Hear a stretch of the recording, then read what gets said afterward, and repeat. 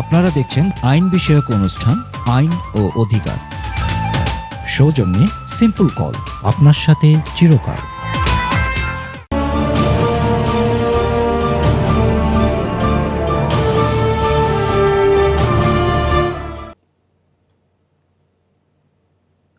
আসসালামু আলাইকুম সুধী দর্শক, আবারও শুভেচ্ছা এবং স্বাগত। আমি আপনাদেরকে প্রথমে বলেছিলাম যে তৃতীয় পর্বে কিছু ইমেল আনসার দেওয়ার চেষ্টা করব এবং কিছু ডিসকাশন করব কিছু কিছু বিষয়ের উপরে। তো সেটা যাওয়ার আগে আমি আপনাদেরকে কম্পিউটারের মাধ্যমে দেখিয়ে দেবো যে আমরা ইউটিউবে এই প্রোগ্রামটা নিয়মিত আপলোড করে থাকি এবং ইউটিউবে আপলোড করার পরে ওইটা আমরা আবার ফেসবুকে লিঙ্ক করে দেই। সেটাই আপনাদেরকে জাস্ট একটু দেখিয়ে তারপরে আমি আমার ইমেলের কোশ্চেন আনসারে যে চলে যাব। তো জাস্ট এখানে আমি একটু ইউটিউবটা একটু দেখা দিতে চাই। এই যে ইউটিউবে দেখা যাচ্ছে যে আমাদের অনুষ্ঠানগুলো আইন অধিকার উইথ এম কিউ হাসান এইভাবে আসলে আমাদের রয়ে গেছে। ইউটিউবে আমরা এইভাবে প্রত্যেকটা রয়ে গেছে, এইভাবে আমরা আপলোড করে থাকি। আপনারা কেউ যদি এই অনুষ্ঠানটি আজকে মিস করে থাকেন, আমরা সোম মঙ্গলবারের ভিতরে ইনশাল্লাহ এটা আপলোড করে দেব। আপনারা ইউটিউবে যে টাইপ করুন আইন অধিকার with M Q Hasan NTV Europe, আপনারা এই অনুষ্ঠানটা আপনারা দেখতে পাবেন। আর আমি বলেছিলাম যে আমরা এটা আবার ফেসবুকের সঙ্গে আপলোড করে দিই। আপনারা দেখতে পাচ্ছেন যে এই যে ফেসবুক, মোহাম্মদ কামরুল হাসান হিসাবে ফেসবুকটা, এটা এই যে আমাদের প্রোগ্রামটা, এই যে আমি ক্লিক করলাম যে এই যে ফেসবুকে এটা লিঙ্ক করা আছে। এখানে যেও আপনারা এই অনুষ্ঠানটা যারা আজকে মিস করছেন তারা আপনারা দেখছেন এনটিভি, এই যে আইন অধিকার আপনারা কম্পিউটারে দেখতে পাচ্ছেন। এটা আইন অধিকার with M Q Hasan part 4 NTV Europe on 29 November 2014 এইভাবেই আছে। তো যাই হোক, ধন্যবাদ মনুল ভাইকে আমাকে এই সহযোগিতা করার জন্য। এভাবে দর্শকদের দেখাতে পেরে আমি খুবই আনন্দিত। এখন আমি চলে যাব কিছু ইমেলে চলে যাব। ইমেলের ভিতরে একটা আসছে যে switching to tier 4 from spouse visa. তো কেউ যদি স্পাউস ভিসা এখানে থেকে থাকে তাহলে সেই ক্ষেত্রে যে অনেক সময় দেখা যায় যে তার স্পাউসের সঙ্গে কোনো প্রবলেম হচ্ছে, কিংবা সেই ক্ষেত্রে যে স্পাউস ভিসাটা সে কন্টিনিউ করতে পারছে না, কিংবা সেই ক্ষেত্রে কি সে স্টুডেন্ট ভিসায় কি সুইচ ওভার করতে পারবে কি না। তো এখানে আনসারটা হচ্ছে যে না, স্পাউসরা টিয়ার 4 জেনারেল স্টুডেন্ট হিসাবে সুইচ ওভার করতে পারবে না। আরেকটা প্রবলেম আমরা প্রায় দেখতে পাই যে অ্যাপিল যদি অ্যালাউ হয়ে যায় তারপরে দেখা যাচ্ছে অনেক দিন ধরে অপেক্ষা করতে হয় যে বায়োমেট্রিক কার্ডটা আসছে না, কিংবা তার ভিসা স্ট্যাটাস আসছে না, কি হচ্ছে, একেবারে সম্পূর্ণ ডার্কে রয়ে যায়। তো সেই ক্ষেত্রে কি করণীয়, কি করা যায়? সেই ক্ষেত্রে আমি যেটা বলবো যে প্রথমে যে রিফিউজাল লেটারে যে কেস ওয়ার্কারের নাম থাকে, সেই কেস ওয়ার্কারের নামে ওই যে অ্যাড্রেস থাকে ওই ডিসিশনের উপরে যদি এটা স্টুডেন্ট এক্সটেনশন অ্যাপ্লিকেশন হয়ে থাকে, ডেফিনেটলি এটা শেফিল্ডে S3 যেটা পোস্ট কোড দিয়ে হয়, সেখানে কেস ওয়ার্কার বরাবর চিঠি লেখা যায়। আর একটা জিনিস করা যায়, সেটা হচ্ছে যে হোম অফিস প্রেসিডেন্টিভ অফিসারকেও চিঠি লেখা যায়। তারা কিন্তু ভেরি প্রম্পট টু রিপ্লাই, এবং তারাও তাদের সঙ্গে কিন্তু হোম অফিসের সিস্টেমের সঙ্গে লিঙ্ক রয়ে গেছে। তো যে কারণে হোম অফিস প্রেসিডেন্টিভ অফিসারকেও লেখা যায় যে আপডেট চেয়ে, তারাও কিন্তু আপডেট দেয়। তো এই একটা অপশন রয়ে গেছে। আর আরেকটা কোশ্চেন এর আগেও আসছিল যে কেউ যদি লং রেসিডেন্সির অ্যাপ্লিকেশন করে এবং সেই ক্ষেত্রে যদি সে বিভিন্ন ক্যাটাগরিতে থাকলো, তার ভিতরে যদি শেষের ক্যাটাগরি কিংবা লাস্ট ক্যাটাগরি যদি সে আন্ডার ইউ রেজুলেশন ইউরোপিয়ান ল অনুযায়ী যদি হয়ে থাকে, কারণ আমি উদাহরণ দিই, কেউ যদি 8 বছর ধরে যদি কেউ সে টিয়ার 4 জেনারেল স্টুডেন্ট হিসাবে কন্টিনিউয়াস লফুল রেসিডেন্ট রয়ে গেছে, পরের যে 2 বছর, শেষের যে 2 বছর, এই 2 বছর যদি কোনো ইউ মেম্বারকে, ইউ সিটিজেনকে বিয়ে করে আন্ডার রেজুলেশন 2006 অনুযায়ী যদি সে রেসিডেন্ট পারমিট পায়, তাহলে সেই ক্ষেত্রে কি ওই সময়টা 10 years towards 10 years continuous lawful রেসিডেন্সে কি কাউন্ট করবে কি না। এই ক্ষেত্রে কিন্তু 10 years lawful 10 years long residency যে পলিসি গাইডেন্স সেখানে বলা হচ্ছে যে পারবেন, ওইটা কাউন্ট হবে না। কিন্তু আবার বলা হচ্ছে যে যদি অন্যান্য যে রিকোয়ারমেন্টস আছে যদি স্যাটিসফাই করতে পারে, then it is the description of the case worker, এটা একটু ডিসক্রিপশনের ভিতর পড়বে। কিন্তু অন্যান্য সব কিছু যদি স্যাটিসফাই করা যায় তাহলে কিন্তু এটা কাউন্ট করে। এই ধরনের অ্যাপ্লিকেশনে আমি নিজেও সাকসেসফুল হয়েছি। তো যে কারণে 8 ইয়ার্স একটা ক্যাটাগরিতে, আর 2 ইয়ার্স লাস্টে 2 ইয়ার্স যদি আন্ডার ইউ রেজুলেশন 2006 অনুযায়ী যদি spouse of A you member হিসাবে থাকে তাহলে অবশ্যই আপনারা 10 ইয়ার্সের জন্য অ্যাপ্লিকেশন করতে পারবেন এবং এতে হোম অফিসের ডেসক্রিপশন, তো আপনি কাভার লেটার সব কিছু দিলে এবং অন্যান্য যে রিকোয়ারমেন্টসগুলো সেগুলো স্যাটিসফাই করতে পারলে তাহলে কিন্তু সমস্যা হওয়ার কথা না। আর আমি বলেছিলাম যে EX1 নিয়ে আমি একটু আলোচনা করব। EX1 এর ব্যাপারে আসলে আমরা বলি যে EX1টা হচ্ছে EX1 অফ অ্যাপেন্ডিক্স FM। মূলত 9 জুলাই 2012-এর আগে কিন্তু যাদের এখানে স্ট্রং প্রাইভেটেড ফ্যামিলি লাইফ থাকতো তারা কিন্তু অ্যাপ্লিকেশন করতো এবং usually granted discretionary leave to remain in UK. 9th of July 2012 পরে যে কিন্তু আর ডিসক্রিপশনারি লিভ টু রিমেইন বলে কোনো শব্দ ওরা রাখে নাই। আগে যারা পেয়েছে সেটা আবার এক্সটেনশন কিংবা হ্যাভিং কমপ্লিটেড 6 ইয়ার তারা ইনডিফিনিট লিভ টু রিমেইনের জন্য অ্যাপ্লিকেশন করতে পারে। 9th of July পরে কিন্তু এখন 10 years root two settlement, 5 years root two settlement. তো 5 ইয়ার্স রুট টু সেটেলমেন্ট মূলত যারা who can satisfy the financial requirements including other requirements তাদের জন্য 5 years root two settlement as a spouse.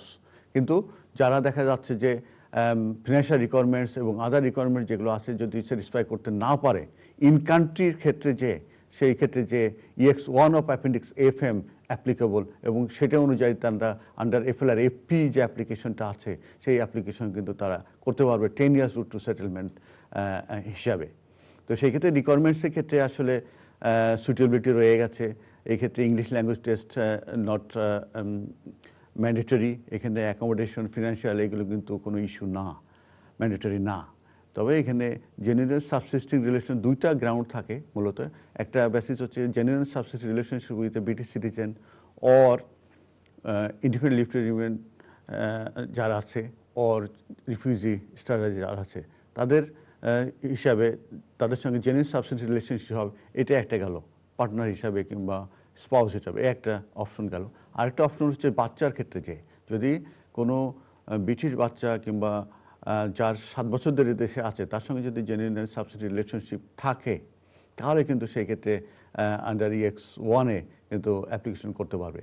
তবে বাচ্চার ক্ষেত্রে কিন্তু আবার যেটা বলা হচ্ছে যে সেক্ষেত্রে আবার দুইটা কিন্তু ব্যাপার রয়ে গেছে। একটা হচ্ছে যে সোল কেয়ারার হিসাবে অফ দ্য চিলড্রেন, বাচ্চা যদি সোল কেয়ারার হয়ে থাকে এবং সেই ক্ষেত্রে কিন্তু এই EX1-এ আন্ডার অ্যাপ্লিকেশন করতে পারবে। আর একটা হচ্ছে যে যদি বাচ্চার সঙ্গে যদি তার কন্ট্রাক্ট অর্ডার থাকে সেই ক্ষেত্রে অ্যাপ্লিকেশন করতে পারবে। এটা হচ্ছে বাচ্চার ক্ষেত্রে under EX1 of appendix FM। আর হচ্ছে পার্টনার কিংবা স্পাউসের ক্ষেত্রে আমি যেটা বললাম এই দুইভাবে আসলে ইন কান্ট্রি এই EX1টা কিন্তু একমাত্র ইন কান্ট্রি অ্যাপ্লিকেশন, এটা আউট কান্ট্রি সম্ভব না। তো এদিকে খেয়াল রাখবেন। শুধু দর্শক আমি জানি যে অনেক কলার আছে লাইনে, আমি দেখা যাক কিছু কল নিয়ে নিতে পারি কিনা। দেখা যাক কলার কে আছেন। হ্যালো, আসসালামু আলাইকুম। হ্যালো। হ্যালো, জি আমার একটা কোয়েশ্চেন ছিল। জি ভাইয়া বলুন। জি আমি স্পাউস ভিসা আসছিলাম এখানে 2012-তে। তো প্রথম আমার ভিসাটা শেষ হয়ে যাবে জানুয়ারির 8 তারিখে। তো আমার কোয়েশ্চেন হলো এখন আমি ইনডিফিনিট লিভের জন্য অ্যাপ্লাই করব, তো কবে আমি অ্যাপ্লাই করব? আমি 8 তারিখ পর্যন্ত আমার ভিসা আছে, আমি কি 7 তারিখ পর্যন্ত করতে পারবো নাকি আরো আগে? কারণ কেউ বলতেছে 28 দিন আগে এরকম। আর একটা কোয়েশ্চেন হলো আমি যদি একদিনে ভিসা করাই তাহলে কি ওই সেম থিং 7 তারিখে আমি 7 তারিখ পর্যন্ত আমি এলিজিবল নাকি আরো আগে নিতে হবে? এটাই আমার কোয়েশ্চেন।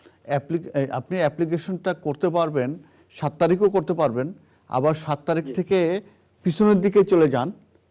যে আপনার যেহেতু 8 তারিখে আপনি ভিসা এক্সপায়ার করবে, 28 দিনের ভিতরে from the date of expiry of your visa, 8 তারিখে আপনার ভিসা এক্সপায়ার করছে, 28 দিনের ভিতরে এই ডেট থেকে পিছনে যেতে হবে। তার মানে 20 তারিখ যদি হয়, 20 তারিখ আর এদিকে 8 দিন, 10 তারিখ, তাহলে 10 তারিখ পরের থেকে আপনি অ্যাপ্লিকেশন করতে পারবেন। আপনি 7 তারিখ পর্যন্ত অ্যাপ্লিকেশন করতে পারবেন, 7 তারিখ, ইভেন ডেট 8 তারিখও করতে পারবেন, কারণ পোস্টাল রুল অনুযায়ী আপনি ওই 8 তারিখে করলেও কিন্তু এটা ট্রিটেড হবে যে উইদিন দ্য টাইম। সেক্ষেত্রে আমি বলবো যে আপনি 7 তারিখে সেম ডে সার্ভিসে বুকিং দিতে পারেন, এর আগে পারলেও আপনি দিতে পারবেন, আবার পোস্টাল অ্যাপ্লিকেশন করতে পারবেন। ঠিক আছে ভাই? আর ওয়ান ডে সার্ভিসের ব্যাপারে, ওয়ান ডে সার্ভিস হ্যাঁ, আপনি 7 তারিখ করতে পারেন।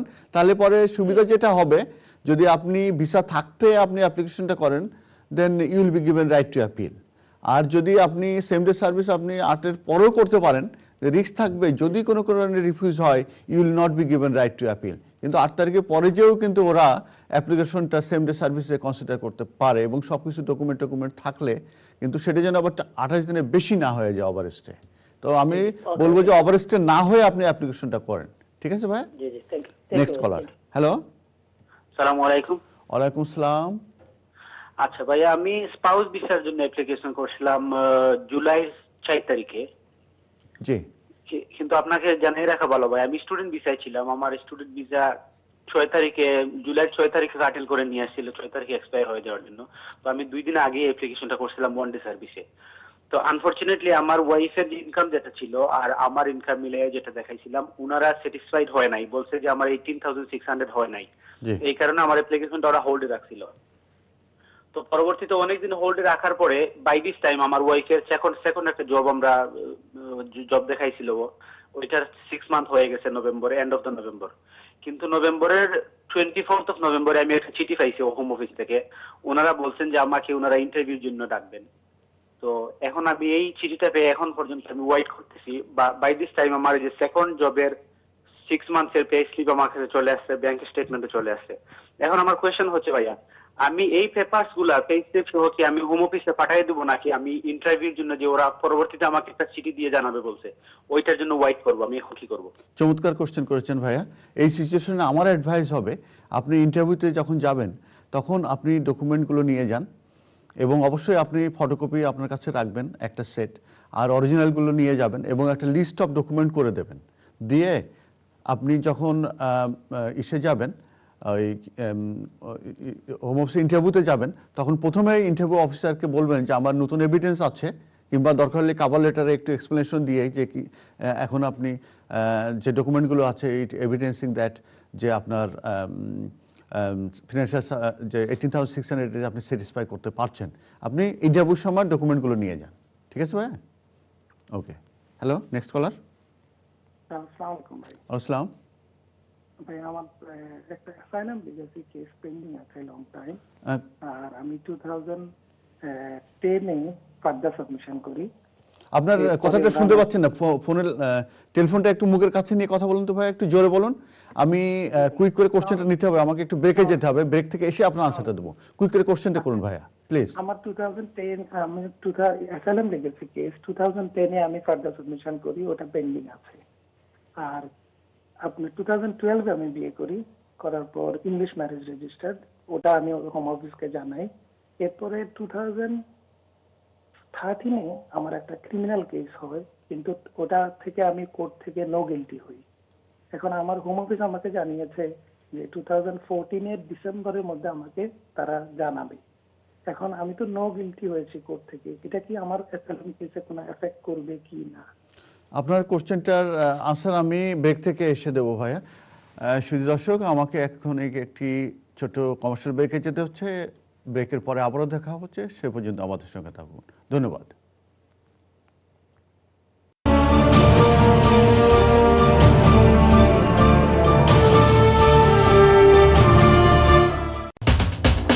আপনারা দেখছেন আইন বিষয়ক অনুষ্ঠান আইন ও অধিকার, সৌজন্যে সিম্পল কল, আপনার সাথে চিরকাল।